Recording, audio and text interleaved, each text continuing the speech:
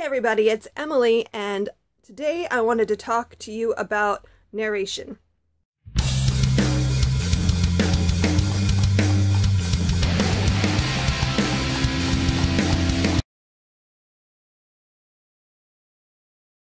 So what is narration? Narration is basically, at its core, it's telling back. It's the ability for a child to hear something and then tell it back. And kids love to tell you what they know. If you ever ask a child what they liked about a movie, they could probably go on for quite some time. I know my daughter can. You get her started on one of her favorite shows or movies, and she'll just tell you everything, every detail of the plot, everything. So this is something that comes naturally to children, telling back. So narration is sort of a way to hone that in and use it in education. So why do we narrate? Or why do we require our children to narrate? We do narration to replace things like comprehension questions and book reports and all those busy work elements that go along with reading in formal school. And when you narrate, instead, the child owns the information. Rather than memorizing facts for a test, they take in the information and make it their own, and they have a better chance of remembering it. So, for example, if they read about a topic, let's say they read about volcanoes, and they think that's really cool, and you ask them to tell what they learned about them, and then they give you all the information that they learned. A year from now, they could probably still remember that information. Whereas if they had to read a chapter in their science textbook about volcanoes and take a multiple choice test, a year from now, they're probably not going to have a lot of recall about what they learned about volcanoes. Why would we narrate? It sharpens listening skills. It improves comprehension, because when they're narrating, they have to listen carefully to the reading, or they have to read more carefully. When you retell what you know, you formulate the information, and you really put your own thoughts and opinions into what you've learned. And it develops critical thinking, and it'll help them to make connections between different things. For example, my daughter, after reading the 7th Harry Potter book, and we had been studying World War II earlier in the year, she made that connection totally on her own, how Voldemort was so similar to Hitler. And the Death Eaters were like Nazis. And she just put that all together, and I was so pleased that she was able to make that connection without me having to point it out at all. And that right there is one of the reasons we do this. One of the reasons I like to use narration, and as opposed to turning things into busy work. And as children get older, those narrations can become composition. Around the age of 10 or 11, depending on the child and when they're ready, I start having them write their narrations as opposed to just telling them to me.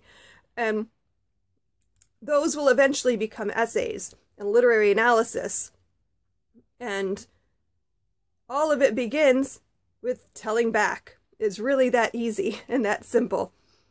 So I wanted to give you guys some examples of what narration is and how I use it. And in my homeschool, I don't just have them tell back.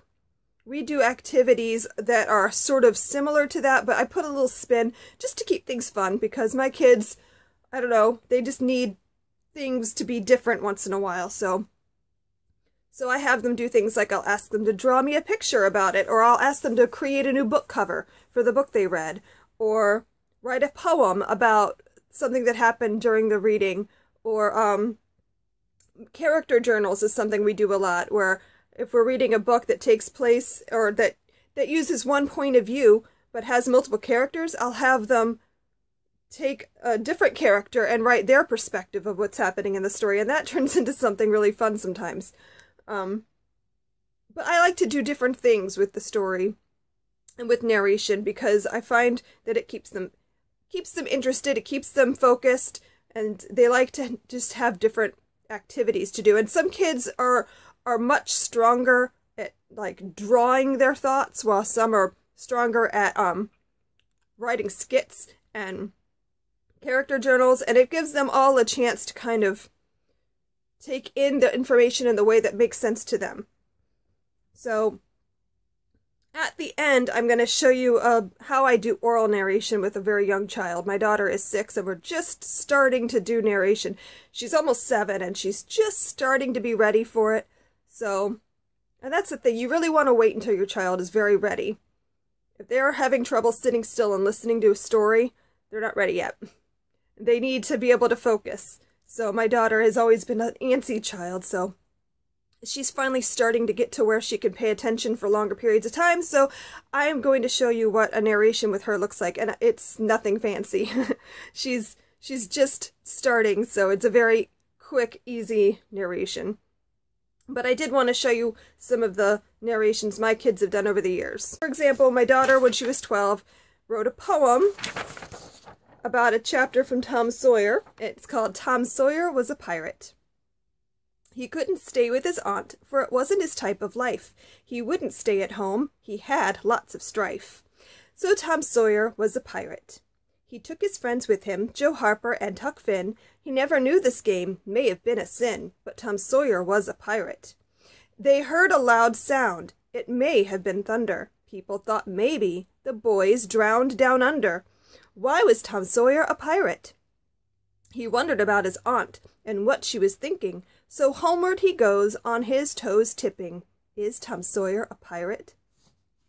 So that's one form of narration, is to have them take what the information they read in the book and then make it into something their own.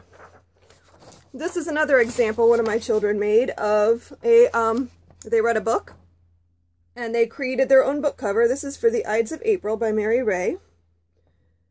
And then on the back, I think this is my daughter's, I'm not sure. Their handwriting all looks so similar at that age. Yeah, they wrote a synopsis of the book on the back that says, "This tale by Mary Ray takes place in Rome, AD 62. In the form of a classic murder mystery, this is an exciting historical fiction novel. When Cassius Pomponius is found dead in his bed, one of the slaves is to blame. All but one was imprisoned.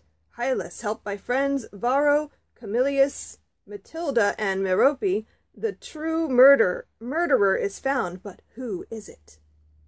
Travel through Nero's Rome and help find the killer." Ages 14 and up, and she even put the ISBN, or he, I'm not sure. I think this is my daughter's, though. And then I wanted to give an example of a character journal. This is my son, I'm pretty sure. And this is a character journal from The Hobbit, and it is Gandalf. "My name is Gandalf. I searched a lot. I'm looking for someone who will come on my adventure to take the gold from Smog.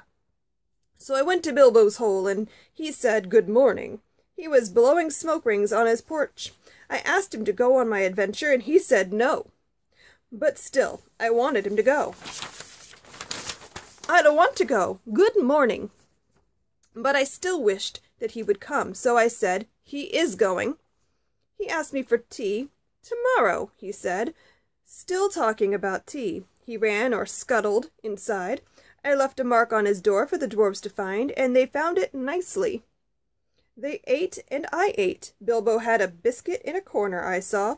They cleaned, singing a song that made Bilbo worried. Soon, they sang and talked, and soon Bilbo said, to sleep. Signed, Gandalf." So you can see that's an example of a character journal where they take the chapter and then they spin it to be from another character's perspective. And this was like years ago, so my child was small. That's pretty good for a 7-year-old, I believe, at the time. So I'm just going to give an example right now of how to do an oral narration with a smaller child. My daughter is 6 going on 7, and she is very new to narrating. So I always like to start, when we do narrations, with Aesop's Fables by Milo Winter. This is the copy I really like. It's a beautiful edition. It's hardcover and it's illustrated very nicely. So I always choose very short fables. I mean, they're all pretty short, but I choose the shortest ones to start with because it's only usually 2 paragraphs. And I just read it, and I ask my daughter to tell me what she heard. So we're going to do an example, and we're going to read The Young Crab and His Mother. All right, Regina, listen carefully. "Why in the world do you walk sideways like that?" said a mother crab to her son. "You should always walk straight forward with your toes turned out." "Show me how to walk, mother dear," answered the little crab obediently. "I want to learn." So the old crab tried and tried to walk straight forward, but she could walk sideways only, like her son. And when she wanted to turn her toes out, she tripped and fell on her nose. Now, can you please tell me back what you heard in the story? A boy, a little kid crab walks sideways to mother never can't teach so. Very good. So you can see very early narrations don't have to be very in-depth. They can be very brief, very short and to the point. And I can tell she understood the story. And that's really all you need in an early narration. And the more practiced we get at it, the more developed the narrations will get, and then we can start doing the fun stuff. And how do I come up with those fun narrations? I have created these narration cards. Now, I've been using these in our homeschool for many years. I think I started doing these probably when my oldest was around 9 or 10. And it was just something to make it a little more fun and interactive for my children. And basically all I did was, originally, I wrote a bunch of different ideas on index cards, and I would have them choose an index card. And we didn't do it every day. This was something I did maybe twice a week, and it would just add an element of surprise and fun to the narration process. And these are the ones that I actually sell through Build Your Library. And what I do now is and these are the 10 and up age narration cards, and I usually print out a couple pages since I have multiple children using them, and I put them in a container like this. This is just like a little plastic dish, and they just pick a card, and whatever card they choose, they do. So this one says, "Make a wanted poster for an appropriate character." And if they pick a card that they've done recently, sometimes I'll have them like leave out a card, but you know, because I have multiple pages, that makes it tricky. So if they pick a card that they've done recently, they're allowed to choose a different card. Write a series of postcards from one character to another. So that way it gives them something different to do. And I have narration cards for 3 different levels. This is the 10 and up level, like I said, but I also have a 6 to 8 level and an 8 to 10 level. And I also have a set of history narration cards and science narration cards, and I will link down below how you can find those in my store. So that is some examples of what narration can look like in your homeschool. This can be done with science, with history, with literature. Any subject matter can be narrated. Even math. If your child is struggling with a math concept, have them narrate. They'll tell it back, and then oftentimes the concept will make more sense to them because they had to re-explain it. So narration is like the powerhouse of Charlotte Mason education, and I really think you should give it a try. Do you narrate in your homeschool? How do you narrate? Do you just do a simple tell it back, or do you have them do different little projects? I'd love to hear about that. Please share down below in the comments. Thank you so much for watching. Please like, share, and subscribe, and I will see you next time. Bye!